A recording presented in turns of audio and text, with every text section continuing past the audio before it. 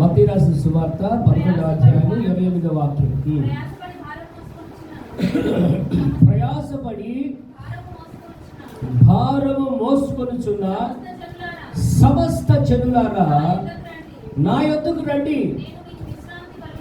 నేను మీకు విశ్రాంతి కలుగు చేస్తాను. దేవునికి స్తోత్రం కలుగును గాక. క్రీస్తునందు ప్రియులారా, మత్తయి రాసిన సువార్త 11వ అధ్యాయము 28వ వాక్యంలో ప్రభు ఇలా సెలవిస్తూ ఉన్నాడు. ప్రభు ఇలా మాట్లాడుతున్నాడు. ఏమని? ప్రయాసపడి భారం మోసుకొనుచున్న సమస్త జనులారా.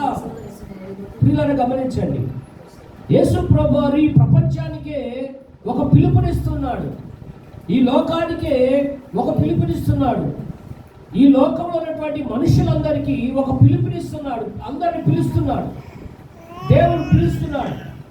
ఎవరిని? ప్రజలను పిలుస్తున్నాడు, మనుషులను పిలుస్తున్నాడు, ఆయా జాతులు కలిగిన వారిని పిలుస్తున్నాడు, ఆయా కులస్తులని, ఆయా మతస్థులను, ఆయా ప్రజలను, ఆయా ప్రాంత ప్రజలు, సృష్టిలో ఉన్న సర్వజనులను పిలుస్తున్నాడు. ఎందుకు పిలుస్తున్నాడు? దేనికి పిలుస్తున్నాడు? ఎందుకు పిలవాల్సిన అవసరం ఏంటి? ఎందుకు ప్రభు పిలుస్తూ ఉన్నాడు? ఎందుకు పిలుస్తున్నాడు? ఏ పరిస్థితిలో ఉంటే పిలవాల్సి వస్తుంది? ఇక్కడ ప్రభు అంటున్నాడు, ప్రయాసపడి భారము మోసుకొనుచున్న వారులారా, ప్రయాసపడి భారం మోసుకొనుచున్న వారులారా అంటూ యేసు ప్రభువారు పిలుస్తున్నాడు. నా యొద్దకు రండి, నా యొద్దకు రండి. మీ ప్రయాసలు మీరు పడుతున్నారు. రాత్రనక పగలనక, ఎండనక వాననక, పగలు రాత్రి, సమయమందు అసమయమందు, ప్రతి దినము, ప్రతిరోజు, ప్రతి క్షణం కష్టపడుతూ, శ్రమపడుతూ, భారము భరిస్తూ జీవిస్తున్నారు. విసిగిపోతూ ఉన్నారు, వేసారిపోతున్నారు, కృంగిపోతున్నారు, కలవరపడుచున్నారు, దిగులు పడుచున్నారు. రండి, నా యొద్దకు రండి, నా యొద్దకు రండి అని ప్రభు పిలుస్తున్నారు. దేవుని స్తోత్రం కలుగును గాక. గమనించండి ప్రియులారా, భూమి మీద ప్రతి మనిషి కూడా ప్రయాసపడాల్సిందే. ప్రతి వ్యక్తి ప్రయాసపడాల్సిందే. ప్రతి స్థలంలో ప్రతి వ్యక్తి ప్రయాసపడాల్సిందే. ప్రయాసపడకపోతే ఏది కూడా మనము చేజిక్కించుకోలేము, సుఖముగా బ్రతకలేము. మనము, మన కుటుంబములు, మన బిడ్డలు సంతోషంగా సుఖశాంతులతో జీవించలేము. నీవు బ్రతికి బట్టకట్టాలంటే ప్రయాసపడాల్సిందే. కొందరేమో వాళ్ళ కుటుంబం కొరకు ప్రయాసపడుతూ ఉంటారు, కొందరేమో ఇంకొకళ్ళ కుటుంబం కోసం ప్రయాసపడుతూ ఉంటారు. కొందరు తన వ్యక్తిగతానికి ప్రయాసపడుతూ ఉంటారు, కొందరు స్వార్థానికి ప్రయాసపడుతూ ఉంటారు. ప్రయాస అనేకమైన ప్రయాసలు ఉన్నాయండి ఈ లోకంలో. యేసు ప్రభు వారు పిలిచినటువంటి కాలంలో ఉన్న ప్రయాస అప్పుడు అలానే ఉంది, ఇప్పుడు కూడా అలానే ఉంది. మనిషి యొక్క ప్రయాసని తగ్గించగలిగిన వారు ఎవరూ లేరు. మనిషి యొక్క కష్టాన్ని తీసివేయగలిగిన వాడు ఎవరు లేరు. మనిషి అన్నాక పుట్టిన నాటి నుండి చచ్చిపోయేటువంటి కూడా ప్రయాసపడాల్సిందే. ఏమా కవితండి? పుట్టిన కాడు నుండి చచ్చేదాకా వాడు ప్రయాసపడుతూనే ఉండాలి. పడుకుంటే కూడా నిద్ర రాదండి. రేపేం చేయాలా, రేపేంటి పరిస్థితి, రేపేం చేద్దాం, రేపు నా పిల్లల పరిస్థితి ఏంటి, రేపేంటి ఏం చేయాలి, వెతుకులాట. ప్రియులారా గమనించాలి, చాలా విషయాలు నేను చెప్తాను, వినండి. సమయం అరగంట అయినా పర్లేదు, చెప్తాను. ఏదైనా తరిగితే వచ్చేవారు కూడా చెప్తా. దేవుని స్తోత్రం కలుగును గాక. హల్లెలూయా, హల్లెలూయా. ఇక్కడ యేసు ప్రభు వారు అంటున్న మాటని మీకు జ్ఞాపకం చేయాలనుకుంటున్నాను. ప్రయాసపడి భారం మోసుకొనుచున్న వారులారా, సమస్త జనులారా, ఇంక్లూడ్ జనులందరికీ చెప్తున్నాడు. మతం లేదు, ఒక జాతి లేదు, ఒక కులం లేదు, దేవుని దృష్టిలో కులమే లేదండి. మనుషుల దృష్టిలోనే కులాలు, మతాలు, వర్గాలు, భేదాలు, ప్రాంతాలు పెట్టుకోవాలి. దేవునికి కులము లేదు, దేవునికి మతము లేదు, దేవునికి ఏ భేదము లేదు. దేవుడు అంటున్నాడు, సమస్త జనులారా నా యొద్దకు రండి, నేను మీకు విశ్రాంతినిస్తా. అంటే ప్రజలు ప్రయాసపడుతున్నారు కానీ విశ్రాంతి దొరకట్లే వాళ్ళకి. ప్రజలు అహర్నిశలా కష్టపడుతున్నారు కానీ కష్టానికి తగినటువంటి ఆ క్షేమ స్థితి కలగట్లేదు. వెతుకుతున్నారు కానీ సమాధానము దొరకట్లేదు. అన్వేషణ చేస్తున్నారు కానీ జీవము దొరకట్లేదు. ఆశపడుతున్నారు కానీ ఆశపడినట్లుగా వాళ్ళ ఆశలు తీరడం లేదు. మనిషి వెతుకులాటలో, మనిషి ప్రయాసలో తన వ్యక్తిత్వాన్ని కోల్పోతూ, తన భక్తిని కోల్పోతూ, తన నిత్యత్వాన్ని గురించినటువంటి ఆలోచన చేయలేక మనిషి కృషించిపోతున్నాడు. అందుకే నెమ్మది లేకుండా పోతుంది. అందుకే మనిషికి నెమ్మది కావాలి, వ్యక్తికి నెమ్మది కావాలి, మనిషికి సమాధానం కావాలి, మనిషికి నెమ్మది కావాలి, మనిషికి ఆదరణ కావాలి, మనిషికి సమాధానం కావాలి, మనిషికి ఆరోగ్యము, క్షేమము, రక్షణ కావాలని ప్రభు ఎరిగిన వాడే అంటాడు, నా యొద్దకు రండి. ప్రయాసపడుతున్నారు మీరు బాగా, మీరెంత ప్రయాసపడినా దొరకదు, కానీ అది ఇచ్చేవాడు ఎవడు లేడు ఈ లోకంలో. నేను నా యొద్దకు రండి. Praise the Lord. నా యొద్దకు వస్తే మీకు నెమ్మది కలిగింది అంటాడు. దేవుని స్తోత్రం కలుగునుగా. ఈ లోకములంతా ఎక్కడ తిరిగినా నెమ్మది మనిషికి ఎక్కడా లేదండి. ఉందా? నెమ్మది ఉందా? ఎంత డబ్బు సంపాదించినా, ఎంత ధనాన్ని సంపాదించినా, ఎంత బంగారం సంపాదించినా, ఎన్ని ఇళ్ళు కట్టినా, ఎన్ని మేళ్ళ కట్టినా, ఎంత చక్కదనం ఉన్నా, ఎంత అందం ఉన్నా, ఎంత ఆరోగ్యం ఉన్నా, ఎన్ని ఉన్నా కూడా మనిషికి నెమ్మది ఎక్కడన్నా ఉందా? వాడు కాస్త డబ్బు సంపాదించేటట్టు ఇస్తాడు, వాడు డబ్బు దాచిపెట్టుకోవడానికి వాడు పడే ప్రయాస అంతా ఇంత కాదు. ఏమ్మా అదేం కదా? వాడు ఉంది దాన్ని దాచుకోవడానికి వాడు పడే బాధ అంతా ఇంత కాదు. రాత్రి పూట కళ్ళు పెట్టుకుని చూస్తూ ఉంటాడు దాన్ని, ఎవడన్నా దొంగ నుంచి కొట్టుకుపోతాడు. బయట నుంచి ఎవడో వస్తాడని కాదా, ఇంట్లో వాళ్ళ గురించే భయం ఎక్కువైపోతుంది. అదే ఇంటి దొంగలంట ఎవరు పట్టుకోలేడట, ఇంట్లో ఉన్న భయమే. సరే వాడికి ఏమి లేదంటే వాడికి కూడా బాధే. ప్రయాసపడి రాత్రి అనగా పగలనగా డబ్బు ధనాన్ని బాగా సంపాదించుకొని కూడబెట్టుకుందామన్నా భయమే. అప్పుడే దేవుడి సంగమా, దేవుడి పిల్లారా, ఈ మధ్యాహ్నకాల సమయంలో దేవుడు మనకి సెలవిస్తుందంటే మీ ప్రయాసని మానుకోండి. ప్రభు సెలవిస్తారు. అలాంటి పనికి మాలిన ప్రయాస అంతా, వ్యర్థమైన ప్రయాస అంతా మానేసుకోండి. అది సంపాదిద్దాం, ఇది సంపాదిద్దాం అని ఆరాటపడుతూ నీకున్నటువంటి ఆ మంచితనాన్ని, ఆ భక్తిని, ఆ విశ్వాసాన్ని, ఆ నీతిని కాపాడుకునే విషయంలో నీ ప్రయాస వ్యర్థమైపోతే, నీ వ్యర్థమైన ప్రయాస చేస్తే దానివల్ల నీకు ప్రయోజనం లేదు. నీ జీవితాన్ని, నీ యొక్క భక్తిని, నీ యొక్క విశ్వాసాన్ని క్రీస్తులో, దేవునిలో పెంపార చేసుకోవడానికి, వృద్ధి చేసుకోవడానికి నీవు ప్రయాసపడాలి అంతే. కానీ నీ వ్యక్తిగత జీవితాన్ని పాడు చేసుకోవడానికి వ్యర్థమైన ప్రయాసం మాత్రం నువ్వు పడాల్సిన అవసరం లేదు, పడగాక. మీకు అర్థమవుతుందా? మీకు అర్థమవుతుందా తల్లిలారా? వ్యర్థమైన ప్రయాసాలు పడకండి. వ్యర్థమైన ప్రయాసం ఎప్పుడు మీరు పడబాకండి, అవసరం లేదు మనకి. చాలు, గతించిన కాలమే చాలు. ఆ ప్రయాస, ఆ ఆరాటం, ఆ పోరాటం, ఆ రంజా ఏమంటారు, వెంపట్లాడుతూ ఉంటారు. అది చేద్దాం, అది సంపాదిద్దాం, ఇది సంపాదిద్దాం. ఎలాగని దాన్ని సంపాదించేసారా అనే దారిలో అడ్డదారులను తొక్కుంటా, ఎవరి కాడికి అలా వెళ్తా, చేయకపోవడం పనులను చేసుకుంటా, ఏమండి వ్యర్థమైన ప్రయాస చాలుక. అప్పుడు మన దేవుని పిల్లలు గమనించాలి. Praise the lord. హల్లెలూయా, హల్లెలూయా. వ్యర్థమైన ప్రయాస. అందుకే ప్రభు అంటాడు, ఇక చాలు, మీ ప్రయాసం చాలు, ఇక నా వైపు, నా దగ్గరకు రండి. మీరు తిరిగారా?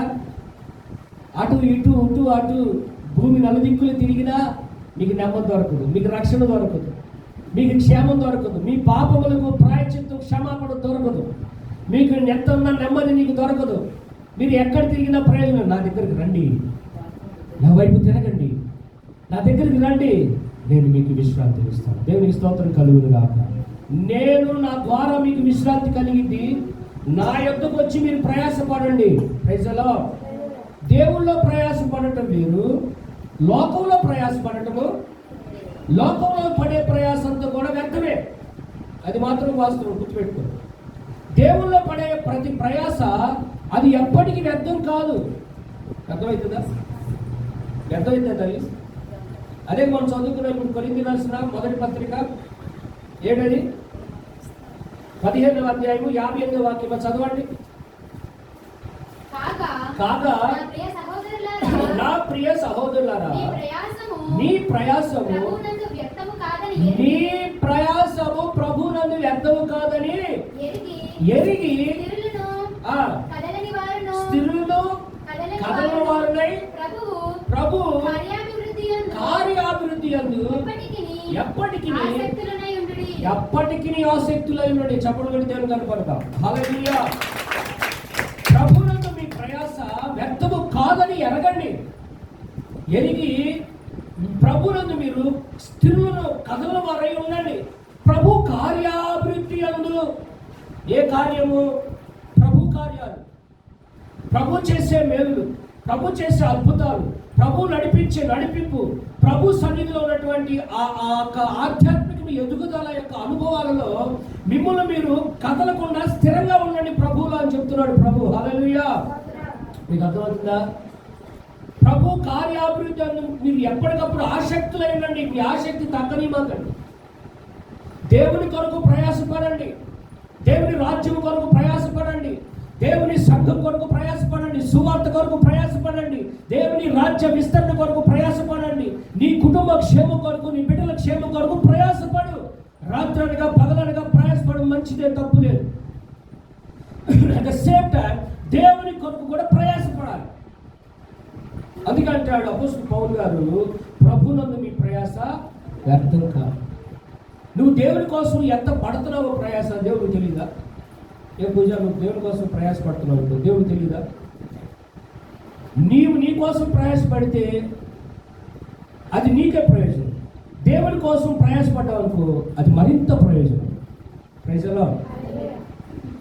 కొందరు ఉంటారు, వాళ్ళ కోసం వాళ్ళే ప్రయాసపడరు, ఇంక దేవుని కోసం ఏం ప్రయాసపడతారు?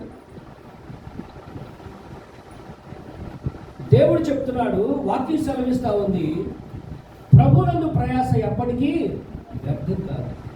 నీవు సంఘం కోసం పడే ప్రయాస దేవుడు చూస్తాడు. నువ్వు సంఘం కోసం ఏం చేస్తున్నావు? నువ్వు దేవుని రాజ్యం కోసం ఏం చేస్తున్నావు? నువ్వు దేవుని రాజ్యం కోసం ఎంత కష్టపడుతున్నావు, ఎంత ప్రయాసపడుతున్నావు?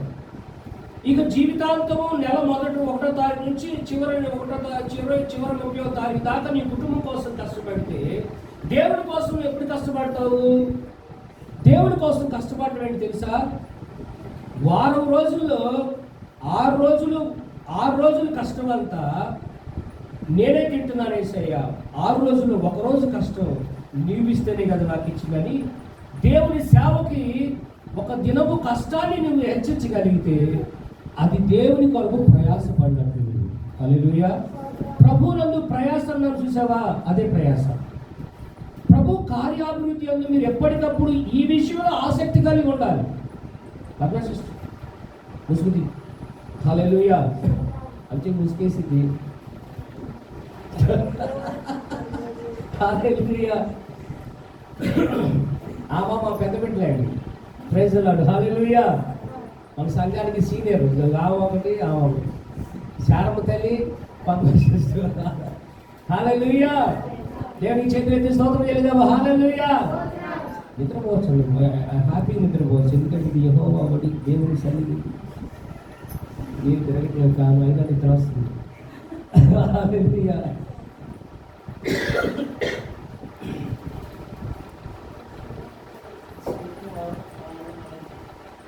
ప్రభువునందు ప్రయాస ఎప్పటికీ వ్యర్థం కాదు.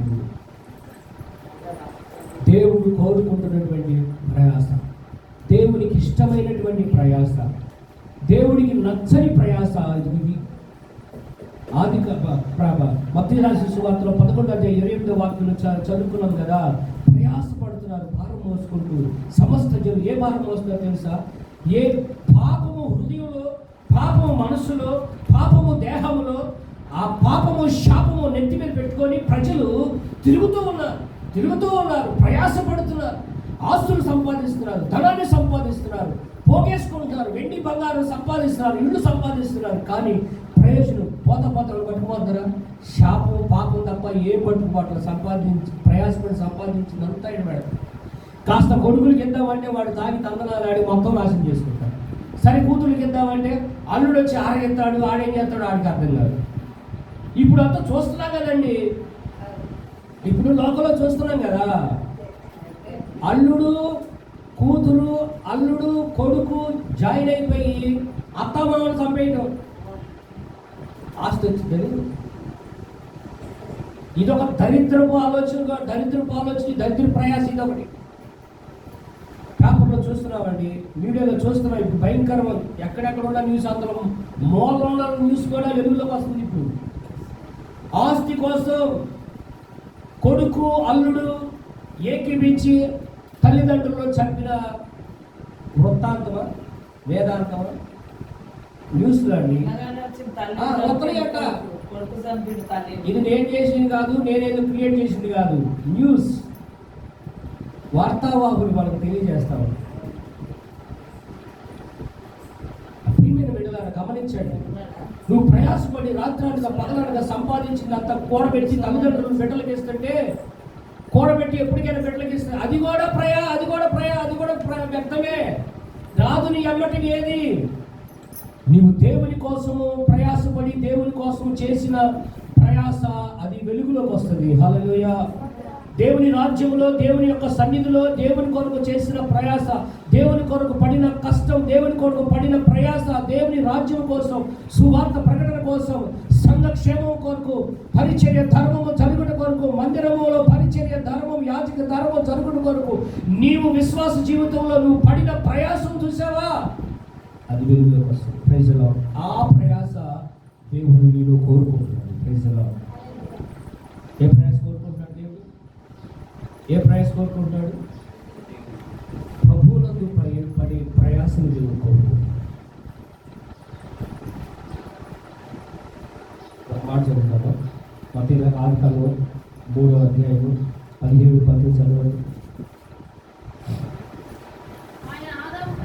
ఆయన ఆదాముతో నీవు నీ భార్య మాట విని నువ్వు తినొద్దని నేను నీకు ఆజ్ఞాపించిన వృక్ష ఫలములు నువ్వు తిన్నావు కనుక నీ నిమిత్తము నేల ఏమైందంట? అంతకుముందు శపించబడాలి, అంతకుముందు నేల దీవించబడింది. ఇప్పుడు ఏమైంది? నేల శపించబడింది. చదువురా. ప్రయాసముతోనే నీవు బ్రతుకు దినములన్నీ దాని పంట తిందువు. శపించబడిన యొక్క నేల యొక్క పంట ప్రయాసపడుతూ, రాత్రాలుగా పగలనగా ప్రయాసపడుతూ నువ్వు దాన్ని సాగు చేసుకొని ఆ పంట తింటావు. నీవు మరలా నేలకు చేరువంత వరకు చెమటొచ్చి నువ్వు కష్టపడి మళ్ళా నేలకు చేర్చబడతావు. నువ్వు మట్టి నుండి తీయబడ్డ వరకు మట్టి అయిపోతావురా అన్నాడు దేవుడు. అర్థమైందా? ఆదిలో ఆదాముని దేవుడు, మన పితరుడైన ఆదామును మొట్టమొదటి భూమి మీద నిర్మించబడి నేల మట్టితో నిర్మించుకున్నటువంటి మనుషుడికి దేవుడు శపించి చెప్తున్నాడు. ఎందుకు ఆ శాపం తెచ్చుకున్నాడు ఆదాము అంటే, దేవుని మాట వినలేదు కాబట్టి. మొట్టమొదటి మొదటి మనుషుడైన ఆదాము దేవుడు తినకూడదన్న తప్పు పండు తిన్న తర్వాత అతడు దేవుని యొక్క ఉగ్రత, దేవుని యొక్క శాపం వచ్చి దేవుడు అంటాడు, నీవు నీ బ్రతుకు దినములన్నిట నువ్వు ప్రయాసపడుతూనే బ్రతుకుతావు, ప్రయాసపడుతూనే తింటావు. నీ వలన నేల శపించబడి.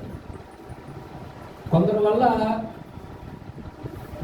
ఆదాము వల్ల ఏమైనా నేల శపించబడింది, ఆ అమ్మగారు వల్ల స్త్రీలందరూ శపించబడ్డారు. ఏమండి, స్త్రీలందరూ ఈ రోజున శిశు ప్రసూతి వల్ల అందరూ ఆ డెలివరీ టైంలోనే చనిపోతూ ఉన్నారు. ఏమండి, ఆ ప్రసవ వేదన ఎక్కువ చేయబడింది. వాస్తవంగా స్త్రీ ప్రసవ వేదన కానీ పిల్లలు కానీ పరిస్థితి కాదండి. స్త్రీ ప్రసవ వేదన పడి పిల్లలు కానీ పరిస్థితి కాదు. మనుషుడు శపించబడిన వాడు కాడు. ఏది నేలను దేవుడు దేనిని శపించలేదు. దేవుడు శపించేవాడు కాదు, దీవించేవాడే. దేవుడు శపించడు, దీవిస్తాడు. దేవుడు నాశనం కోరడు, కీడు కోరడు. దేవుడు మేలు కోరుతాడు. దేవుడు ఆశీర్వదిస్తాడు కానీ శపించడు. ఎప్పుడు శపించబడిందంటే మనుషుడే నేలను శాపగ్రస్తంగా మార్చేశాడు. దేవుడు అంటాడు, నీ వలన నేల శపించబడింది. చూసారు ఎంత భయంకరంగా. స్త్రీ, మనుషుడు, ఆదాము శపించబడి, నేల శపించబడి, తను శపించబడ్డాడు. బ్రతికినంత ప్రయాసపడి బ్రతుకుతాడని చెప్పేసి దేవుడు అతన్ని అన్నాడు ఆదాము. అవ్వని కూడా అలానే, నువ్వు బ్రతికినంత కాలం కూడా శిశు ప్రసూతి చేత నువ్వు భారంతో ప్రసవ వ్యాధితో పిల్లలు కంటావు అన్నాడు. అన్నాడా లేదా? అటు పక్క వచ్చేసేసి ఆ సర్పంతో ఏమన్నాడు, నీ బతుకు దినాలన్నిట నువ్వు మట్టి తినే బతుకుతావు అని అన్నాడు. అన్నాడా లేదా? మట్టి తిని బతుకుతావని దేవుడు చెప్పించింది దేన్ని? సర్పాన్నా? దేనండి? ఇప్పుడు సర్పం శపించబడిందా? సర్పం దీవించబడిందా? అంటే ఇప్పుడు సర్పం ఏమైంది? శపించబడింది కదా. శపించబడిందా? దాని మాట విన్నారండి వీళ్ళిద్దరు. ఈయనే ఈ పరిస్థితికి తెచ్చారు. అసలు ఆ సర్వోన్నతుడైన స్వర్గధాముడైనటువంటి ఆ మహామహిమదైనటువంటి యెహోవా దేవునికి ఇంత కోపం తెప్పించారు వీళ్ళు. ఎందుకు భూమి మీద మనిషి యొక్క ప్రయాస, పాప భారముతో కూడినటువంటి ప్రయాసతో మనిషి జీవిస్తున్నాడంటే సర్పం మాట ఉన్నాడు కాబట్టి ఈ కీడు తెచ్చుకున్నాడు భూమి మీద మనిషి. అందుకే కడపటి ఆదామని యేసు ప్రభు వారి లోకానికి వచ్చి ప్రకటిస్తూ ఉన్నాడు, ప్రయాసపడి భారం మోసుకొచ్చిన సమస్త జనులారా. ఏ భారం మోసుకుంటున్నారు? ఏ ప్రయాసపడుతున్నారు? దేని కొరకు ప్రయాసపడుతున్నారు? ఈ మనుషులందరి యొక్క ప్రయాస ఎలా ఉందంటే వ్యర్థమైన ప్రయాస. ఈ వ్యర్థమైన ప్రయాసపడుతున్నప్పుడు మనుషులందరికీ దేవుడు అభయమిచ్చి పిలుస్తూ చెప్తున్నాడు, నా యొద్దకు వస్తే తప్ప మీ ప్రయాసలన్నీ తొలిగిపోవు. నా యొద్దకు వస్తే తప్ప మీ పాప బాధలన్నీ తొలిగిపోవు. నా యొద్దకు వస్తే తప్ప మీకు నెమ్మది దొరకదు. కనుక నా యొద్దకు రండి. ఆ ప్రయాసలను మానుకొని నా యొద్దకి రండి, నేను మీకు విశ్రాంతిని ఇస్తానని దేవుడు సెలవిస్తున్నాడు. హల్లెలూయా, హల్లెలూయా. మొదటి మనుషుడైన ఆదాము కూడా ఎక్కడ కలిగిందయ్యా? బ్రతికినంతకాలం చెమటోర్చి మట్టిని దున్ని పంట వేసి పంట పండించి చెమటోర్చి తను బ్రతికినంతకాలం ఆ నేల శపించబడి దాన్ని ఆ ఆహారంగా తీసుకొని జీవించాడే తప్ప ఏమన్నా ఆయన బ్రతికినంతకాలం ఏమన్నా సుఖపడింది ఏమన్నా ఉందా అండి? ఈ రోజున మనము ఇట్లా ఉన్నాం కదా, ఏమన్నా సుఖపడిన దాఖలాలు ఏమైనా ఉన్నాయండి? లేదు, సుఖమే లేదు మనిషికి భూమి మీద. ఉందంటారా? ఎక్కడన్నా సుఖం ఉందండి చెప్పండి కౌతుల తల్లి. ఎక్కడన్నా సుఖం ఉందా? మనిషికి ఎక్కడా సుఖం లేదు. మనిషికి దేవుళ్ళలోనే సుఖం దొరుకుతుంది. ప్రజల దేవునిలో మనకు కొంతైనా సుఖం దొరుకుతుంది. దేవునిలో నువ్వు ప్రయాసపడితే ఆ ప్రయాస నీకు ఆశీర్వాదమైంది. దేవుని కొరకు నువ్వు ఏం చేసినా, దేవుని కొరకు నీ పిల్లలు నీవు ఎంత ప్రయాసపడినా ఆ ప్రయాసకి ఆశీర్వాదం ఉందనే సంగతి గుర్తుపడతావు. అది ఈరోజు నువ్వు చెప్పాలంటే ప్రైజ్ హల్లెలూయా. మన కొరకు మనం ఎంత ప్రయాసపడినా అది జ్ఞానపడి. ఒక మాట చదవండి, ప్రకటన ప్రసంగి గ్రంథము 1వ అధ్యాయం 13వ వాక్యం చదవండి. త్వర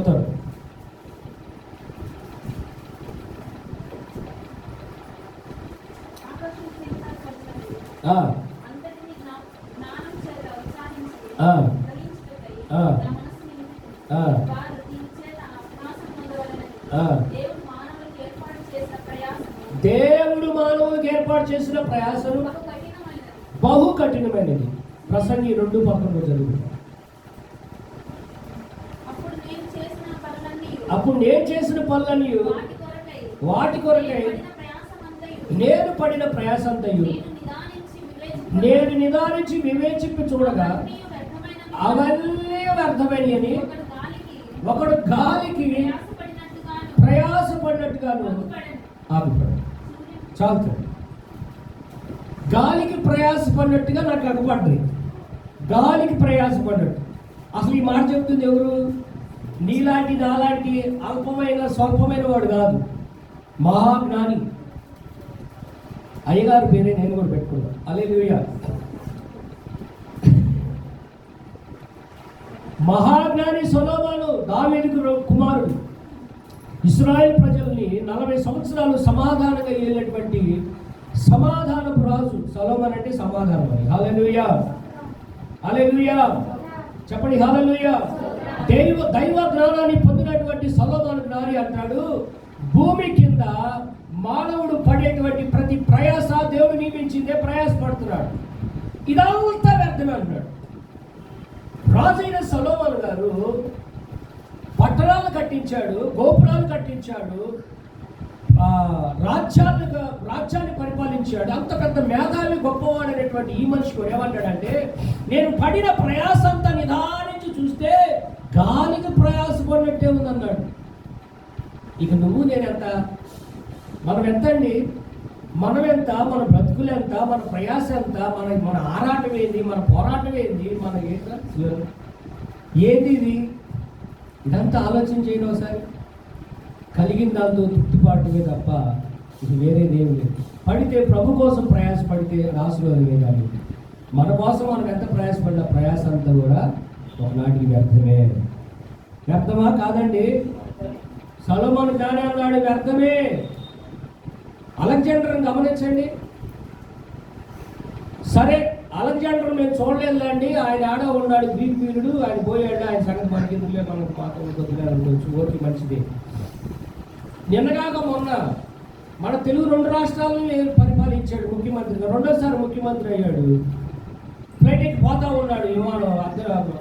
మరి ఎక్కడ మరి పావురాల కొట్టలో ఎట్ట పేలిందో తెలియదు, మొత్తానికి ఎక్కడ ఉన్నాడు మహానుభావుడు. ఎప్పటికీ ఆసక్తి లేడు. ఏమన్నా పట్టుకుపోయారా అండి? ఏమన్నా పట్టుకుపోయారా? మహాత్మా గాంధీ ఏమైనా పట్టుకుపోయాడా?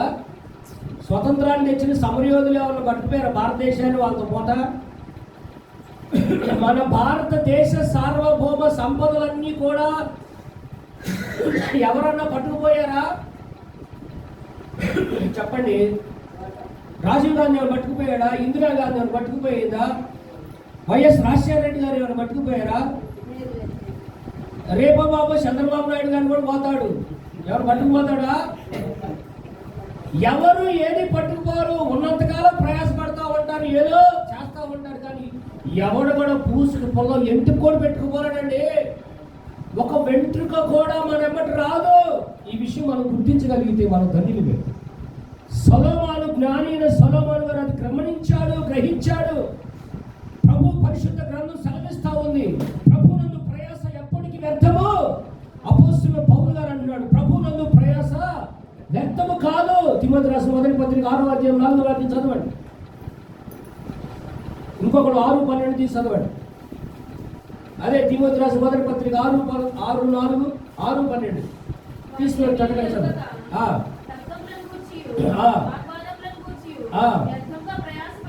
వ్యర్థముగా ప్రయాసపడుతూ గర్వాంతులు అవుతారంట.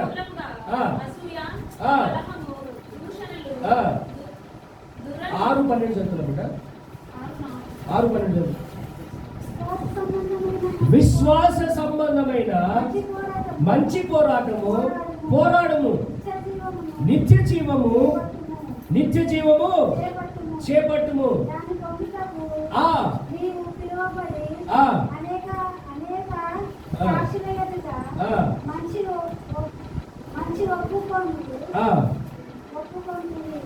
ఒక్కొక్కరు చదవండి.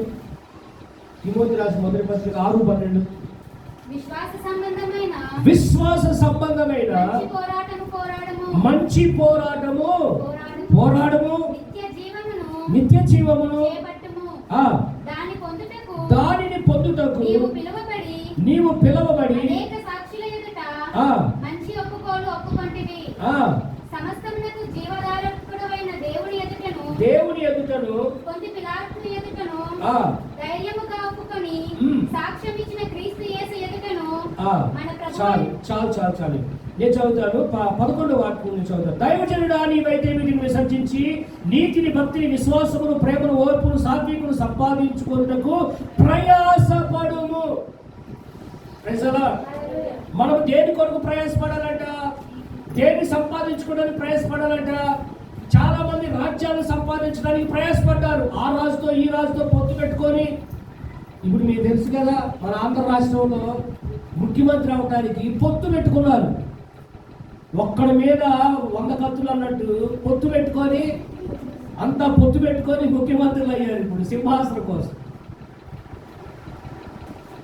రాజ్యాలు జయించడానికి పొత్తులు పెట్టుకుంటారు రాజులు. కానీ ఆ ప్రయాసలో వాళ్ళు జయిస్తారేమో కానీ అది మంచిది కూడా కాదు. ఇక్కడ వాక్యం సెలవిస్తూ ఉంది, నీతిని, విశ్వాసమును, భక్తిని సంపాదించుకోవడానికి, వాస్తవమైన నిత్య జీవాన్ని సంపాదించుకోవడానికి నీవు ప్రయాసపడు. నిన్ను నీవు కాపాడుకోవడానికి ప్రయాసపడు. నీ పరిశుద్ధతను కాపాడుకోవడానికి ప్రయాసపడు. నీ విశ్వాసాన్ని కాపాడుకోవడానికి ప్రయాసపడు. దేవుని స్తోత్రం కలుగును గాక. సాత్వికం సంపాదించుకోవడానికి ప్రయాసపడండి. అంతేగాని ఇంట్లో కోపడటానికి, ఇంట్లో ఆవేశంగా ఉండటానికి, సమాజంలో అనేకులకు అభ్యంతరంగా ఉండటానికి ప్రయాసపడమాకండి. దేవుని స్తోత్రం కలుగును గాక. హల్లెలూయా. నేను ముగిస్తున్నాను ఈ మాటలు, దయచేసి గమనించాలి శ్రద్ధగా. దేవుడు ప్రయాసపడమంటున్నాడు, కొన్ని ప్రయాసలు మానుకోమంటున్నాడు. ప్రయాసపడుతున్న వారా నా ఎదుగు రండి అని అంటున్నాడు. దేవునికి ప్రయాసపడటం ఇష్టమే, కానీ మనం పడే ప్రయాస ఎలా ఉందనేది ప్రశ్న వేసుకొని మనం ప్రయాసపడాలి. దేవుని స్తోత్రం కలుగును గాక. వ్యర్థంగా ప్రయాసపడుతున్నావా? పడదు. నీ ప్రయాస, నీ కష్టము నీ కుటుంబానికి ఆశీర్వాదకరంగా ఉండాలి. నీ వ్యక్తిగత జీవితానికి దీవెనకరంగా ఉండాలి. ఈ సంఘానికి ఆశీర్వాదకరంగా ఉండాలి. హల్లెలూయా. దేవుని రాజ్యం కొరకు, దేవుని మహిమ కొరకు నువ్వు ప్రయాసపడగలిగితే నిశ్చయంగా నా దేవుడు నీ ప్రయాసాన్ని చూసి ఉన్నత స్థితిని దేవుడు నీకు అనుగ్రహిస్తాడు. హల్లెలూయా. చివరిగా ఆఖరిగా ఒక్క మాట చదువుకొని మనం ఈ యొక్క వాక్యం ప్రకటన గ్రంథము 14వ అధ్యాయము 13వ వాక్యం. ప్రకటన గ్రంథము 14వ అధ్యాయము 13వ వాక్యం. అంతటా ఇప్పటి నుండి ప్రభునందు మృతులందు మృతులు ధన్యులని వ్రాయము. పరలోకము నుండి ఒక స్వరం చక్కగా వింటిని, నిజమే. వారు తమ ప్రయాసలు మాని ఏం పొందుతారంటండి? వారు తమ ప్రయాసలు మాని విశ్రాంతి పొందుదురు. వారి క్రియలు వారి వెంట పోవునని ఆత్మ చెప్పుచున్నాడు. ఏనండి, ఈ భూమి మీద బ్రతికినంత కాలము నువ్వు ఏం చేసినా, నువ్వు మంచి చేస్తే నువ్వు మంచి క్రియలు, మంచి పనులు నీతో ఉంటాయి. నువ్వు చెడు చేస్తే చెడు పనులు, చెడు క్రియలంతా కూడా నీతోనే ఉంటాయి. నువ్వు చనిపోయావనుకో, అంటే ఈ భూమిని విడిచి చచ్చిపోయావనుకో, అంటే నువ్వు చనిపోయి మృతుడయ్యావనుకో, నువ్వు ప్రభువునందు ఒకవేళ మృతునందితే నేను అవి మంచివైనా చెడ్డవైనా నీ ఎంట వస్తాయి. ప్రభువునందు మృతులని వారు ధన్యులు అన్నాడు. ప్రభువునందు మృతులుగా లేకపోతే నీకు నరక శిక్ష తప్పదు అంటాడు. హల్లెలూయా. అలా చనిపోయినటువంటి వారు, ప్రభువునందు నిద్రించిన వారు ఏమై ఉన్నారంట? వారు తమ ప్రయాసలు మాని ఉన్నారంట. హల్లెలూయా. ఏం మాని ఉన్నారు? ఇప్పుడు పద్మశిష్ఠ గారు ఉన్నారు. ఆమె బాగా ప్రయాసపడి రాత్రంగా పగలంగా లక్షల డబ్బులు సంపాదిస్తున్నారు. పిల్లల కోసం ఇల్లు కట్టియాలి, రోజు నీళ్ళు వేయాలి, బాగా సంపాదించాలని చేస్తున్నారు. ఇక ఆమె ఒకవేళ దేవుడు పిలుపు వచ్చేసేసి ప్రభు పిలిచాడు, ప్రభు దగ్గరికి వెళ్ళింది. ఇప్పుడు ఆమె ఏమవుతున్నట్టు? తన ప్రయాస మానవుడు ఏమవుతుంది? తన ప్రయాసకి ఆగిపోయింది, అంతటితో ఆగిపోయింది. ఆ ప్రయాస నీకు ఒకరు తీసుకుంటారు. నీ ప్రయాస ఏమైందిగా? నువ్వే కాదు, పూజ అయినా అంతే, నేనైనా అంతే, ఎవరికెవరు మినహా కాదు, ఎవరైనా అంతే. ఏ శానం తల్లి, నీ ప్రయాస అయినా అంతే. నువ్వు దేవుని కోసం పడుతుంది అనుకో, ఆ ప్రభువుని ప్రయాస అర్థం కాదు. హల్లెలూయా. మనం పడే ప్రయాస ఎప్పుడు ముగిసిందయ్యా అంటే ఈ లోకంలో మనం పోతేనే కానీ ప్రయాసం అవ్వదు. అర్థమైందిరా?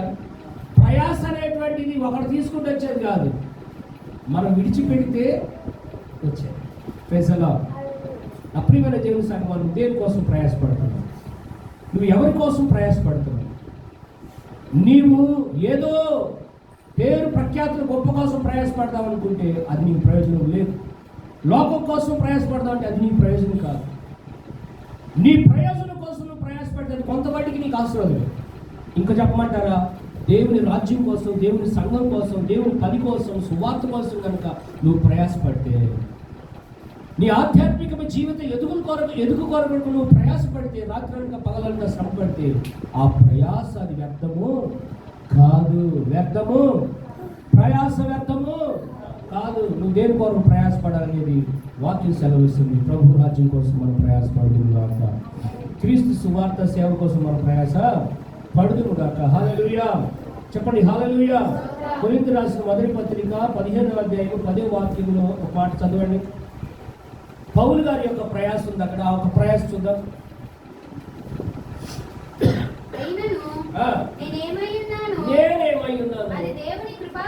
దేవుని కృప వలన అయ్యున్నాను, మరియు నాకు అనుగ్రహింపబడిన ఆయన కృప నిష్ఫలము కాలేదు కానీ వారందరికంటే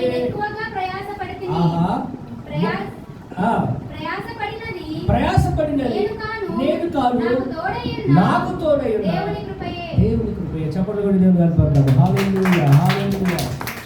వారందరికంటే నేను ఎక్కువ ప్రయాసపడి ఉన్నాను. ప్రయాసపడింది నేను కాదు, నా యందు దేవుని కృప నాకు ప్రయాసపడి. దేవుని స్తోత్రం. పౌలు గారు అంటున్నాడు, అపోస్తలుడు పౌలు గారు, పాపుల ప్రధానని ఒప్పుకున్నటువంటి పౌలు, బెన్యామీను గోత్రీకుడు, సంఘాన్ని ఒకప్పుడు హింసించిన వ్యక్తి అంటాడు, నేను బహుగా ప్రయాసపడ్డాను, వాళ్ళకంటే ఎక్కువ నేను ప్రయాసపడ్డాను. రాత్రులక పగలనక వాడల మీద పోతుంటే వాడ బద్దలైపోయాయి, పడవల మీద పోతుంటే పడవలు పగిలిపోయాయి.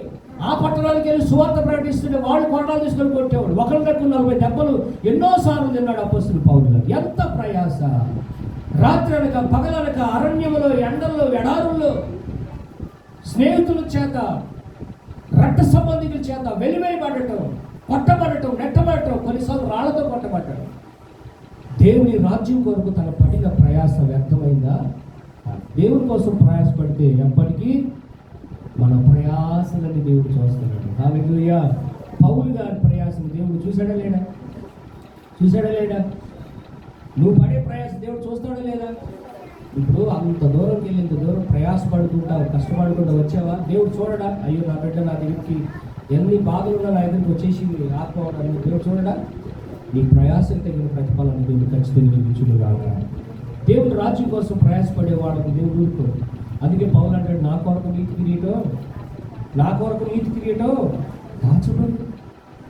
ప్రభు యొక్క రాజ్యం కొరకు, ప్రభు యొక్క సేవ కొరకు, ప్రభు సంఘం కొరకు, సువార్త కొరకు ఎవరైతే ఎక్కువగా ప్రయాసపడతారో, ఎక్కువగా కష్టపడతారో, ఎక్కువగా శ్రమ పడతారో, వారి ఎడల దేవుడు కృపను కటాక్షములు దాచి ఉంచుతారు. ప్రజల ఆ ఆశ నీకుంటే కృప నిన్ను బలపరుస్తుంది. ఏ పూజ? ఆ ఆశ నీకుంటే కృప నిన్ను బలపరుస్తుంది. ఆ కృప ద్వారా నీవు పోషించబడతావు, నడిపించబడతావు. తద్వారా నీవు ప్రభునందు విశ్రాంతి పొందినప్పుడు ఆ ప్రయాస దేవుడు రాజ్యంలో చాలు. దేవుని స్తోత్రం కలుగును గాక. మన ప్రయాసని దేవుడు ఆశీర్వదించును గాక. కళ్ళు వచ్చండి, కళ్ళు మూసుకొని ప్రార్థన చేసుకుంటాం. సమయం 1 గంట అయింది. చివరి ప్రార్థన ఆశీర్వతో ఆరాధన గురించుకుందాం. అందరు కూడా లేచి నిలబడదామా? దయచేసి అందరూ లేచి నిలబడండి. కొన్ని నిమిషాలు